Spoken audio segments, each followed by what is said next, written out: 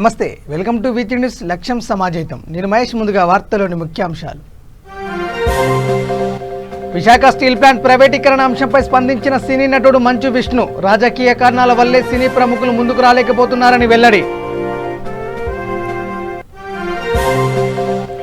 ఈ నెల 23 నుంచి తిల్పగిరి రంగనాథస్వామి వారి బ్రహ్మోత్సవాలు. గోడపత్రికను ఆవిష్కరించిన మంత్రి అనిల్ కుమార్.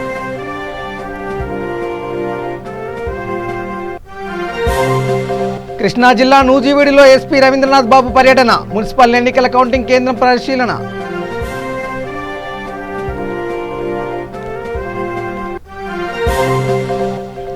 చీరాల మాజీ ఎమ్మెల్యే ఆమంచి కృష్ణమోహన్ పిఏపై దాడి. నిందితులను వెంటనే అరెస్టు చేయాలని డిమాండ్.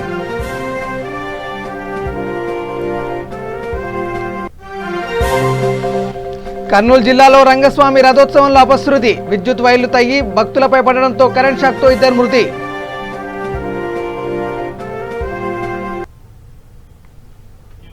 ఇక డీటెయిల్ చూస్తే, విశాఖ స్టీల్ ప్లాంట్ ప్రైవేటీకరణ అంశంపై సినీ నటుడు మంచు విష్ణు స్పందించారు. ప్రైవేట్ వ్యక్తులు లాభాల్లో నిర్వహిస్తున్నామన్నప్పుడు ప్రభుత్వానికి ఎందుకు సాధ్యం కాదని ఆయన ప్రశ్నించారు. విశాఖ ఉద్యమానికి మద్దతు తెలపాలని సినీ ప్రముఖులకు ఉందని, అయితే రాజకీయ కారణాల వల్లే వారంతా ముందుకు రాలేకపోతున్నారని మంచు విష్ణు అభిప్రాయపడ్డారు. ఇకపై సినీ పెద్దల నిర్ణయం ప్రకారం ముందుకెళ్తామని ఆయన హామీ ఇచ్చారు. స్టీల్ ప్లాంట్ను ప్రైవేటీకరణ చేయడం 100% తప్పుడు నిర్ణయమేనని ఈరోజు మంచు విష్ణు అన్నారు. లాభాలు రానప్పుడు ఉద్యోగులు కార్మికులతో చర్చించాలి, కానీ నష్టాలు